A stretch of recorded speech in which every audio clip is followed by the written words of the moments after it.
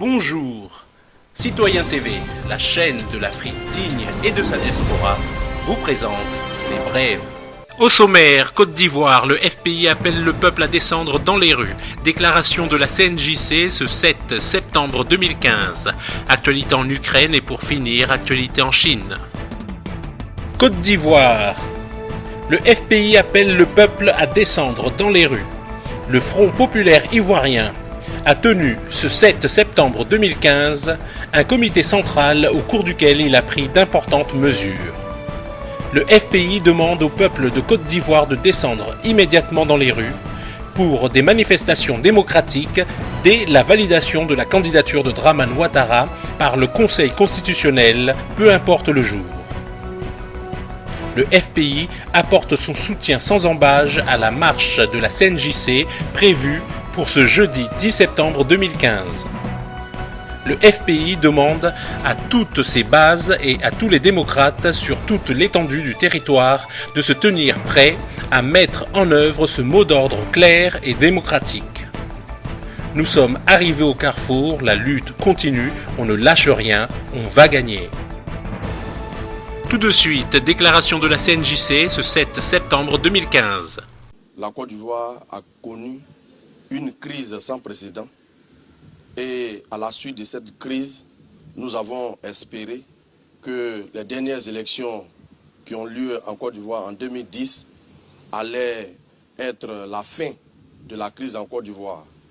Que nenni, parce que 2010 a encore été l'année électorale et il y a eu une crise qu'on a appelée la crise post-électorale. Par la faute d'un individu que nous avons appelé Youssou Bakayoko, qui était président de la CEI à cette époque. Ivoiriens, Ivoiriennes, nous sommes en 2015 à une année électorale. Le même Youssou Bakayoko est président de la CEI.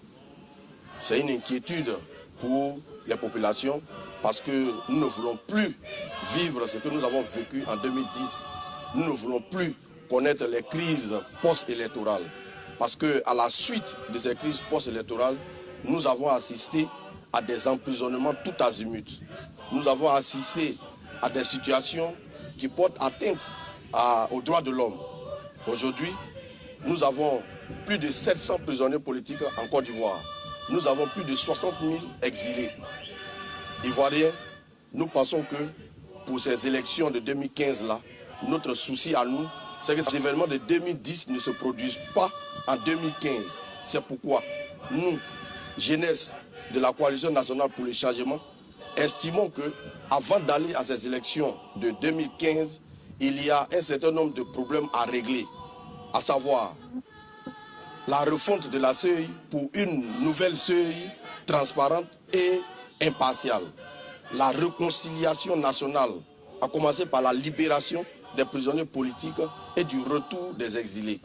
À cette condition, nous pouvons aller à des élections apaisées en tout respect de notre constitution que nous sommes donnée. Chers Ivoiriens, nous sommes à la croisée des chemins. Nous demandons aux Ivoiriens, parce que depuis longtemps, nous demandons au pouvoir qu'on s'asseye pour discuter, pour parler de la Côte d'Ivoire.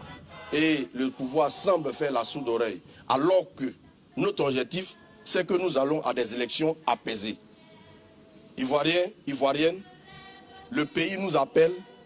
Il faut que le 10 septembre, les Ivoiriens sortent pour demander au pouvoir de revoir sa copie parce que nous en avons assez des autres crises et nous voulons faire l'économie d'une autre crise encore pour que, véritablement, pour une fois en Côte d'Ivoire, il y ait des élections apaisées. Et donc, pour exiger au pouvoir les élections apaisées, pour exiger la paix au pouvoir, nous demandons aux Ivoiriens de prendre la rue le 10 septembre pour manifester son mouvement et exiger toutes les revendications que nous claironnons depuis un certain temps. Je vous remercie. Tout de suite, actualité en Ukraine. Donc la question énergétique, effectivement, a toujours été au centre des problèmes ukrainiens, dans la mesure où l'Ukraine est à la fois une zone de passage du gaz russe vers l'Europe, et dans la mesure où elle est elle-même un gros client du gaz russe.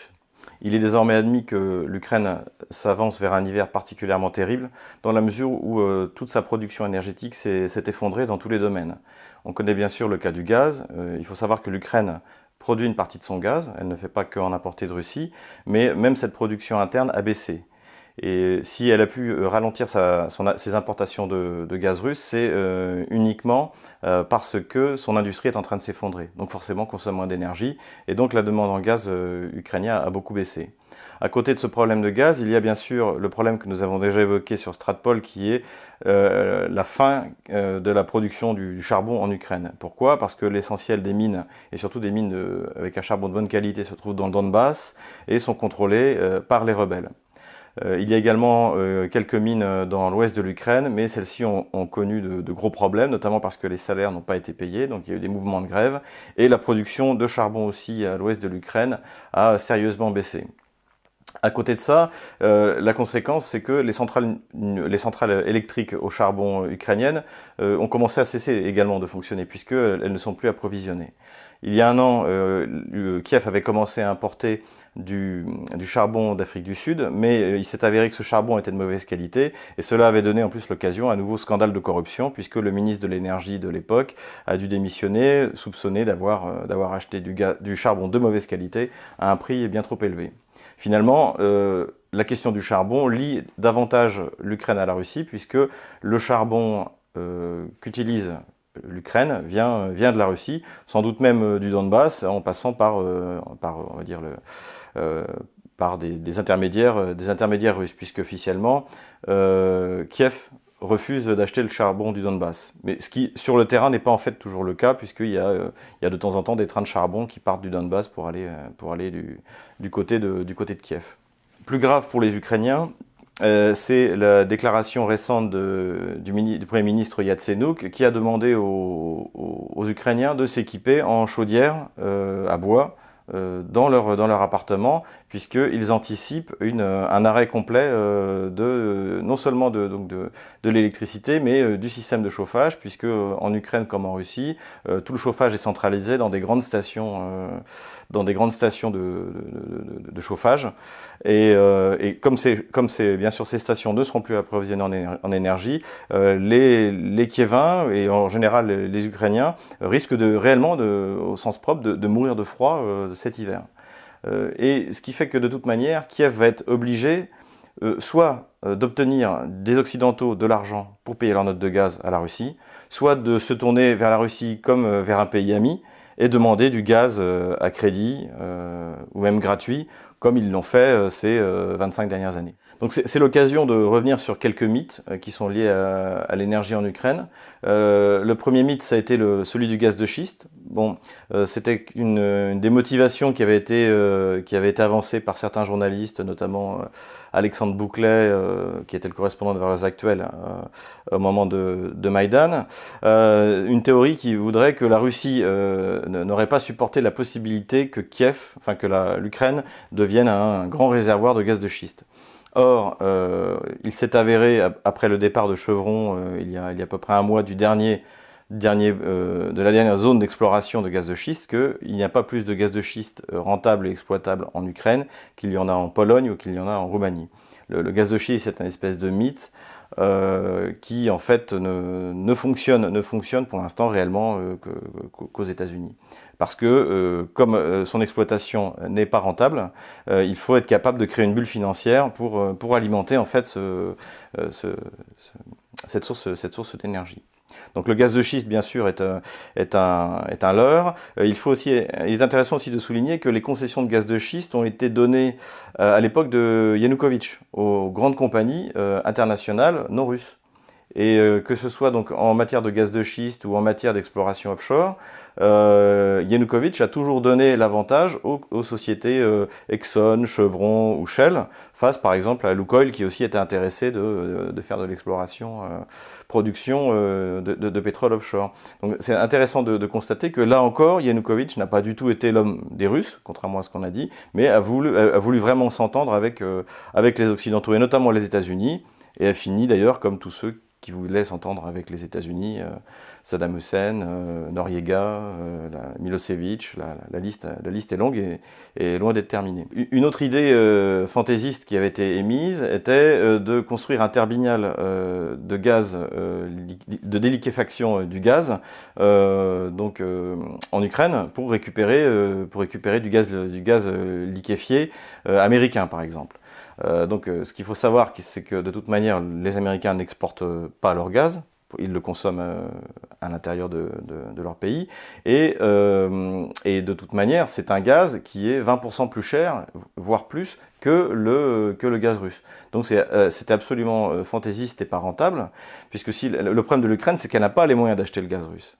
Et si elle n'a pas les moyens d'acheter le gaz russe, elle n'a pas non plus le moyen d'acheter un gaz 20% plus cher qui soit du gaz liquéfié. Il faut aussi ajouter que jamais la Turquie n'autorisera le passage par ces détroits de ces espèces de bombes flottantes que sont les transporteurs de gaz liquéfié. Donc c'est toujours ces déclarations fantaisistes que le gouvernement ukrainien a fait au printemps 2014 et qu'il a fait également au printemps 2015 en disant que nous sommes bientôt indépendants du point de vue énergétique. Ce qui est totalement faux et ce qui en l'état ne peut pas arriver. Et donc finalement on s'aperçoit que Kiev va être de nouveau donc face à ce dilemme, et les Occidentaux aussi, c'est que qui va payer pour le gaz ukrainien? Qui va payer pour l'énergie ukrainienne? Et il est évident qu'on va constater une nouvelle fois que les Occidentaux se sont offerts un coup d'État à Maïdan dont ils n'avaient pas les moyens. Parce que la Russie a investi dans l'économie ukrainienne, soit en crédit, soit en gaz non payé ou mal payé ou payé en retard, à peu près 250 milliards de dollars depuis 25 ans. Voilà. Et Vladimir Poutine a parfaitement résumé ce dilemme pour les Occidentaux quand il a dit en Russie comme en Ukraine, lorsqu'on invite une femme à dîner, on paye l'addition. Et bien aujourd'hui, ce n'est plus la Russie qui paye l'addition et ça va devoir être l'Occident. Et comme l'Occident ne la paiera pas, l'Ukraine sera obligée de se tourner vers la Russie, à moins d'avoir une explosion sociale ou une